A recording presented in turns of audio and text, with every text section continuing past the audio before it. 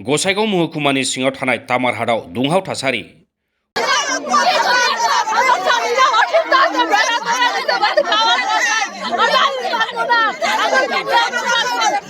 उन्दै बैसोआव जुलि खालामनाय जाथायजों लोब्बा थानायनि दायाव पुलिसा हमनाय मुक्तियार हुसेनखौ मिरु खालामनानै बे दुंहाव थासारिया जायो। ओनसोलनि आइजोफोरा ज' ओंखारबोनानै तामारहाट पुलिस थानानि लांगोनायाव बेंखननानै दुंहाव थासारिखौ खालामो।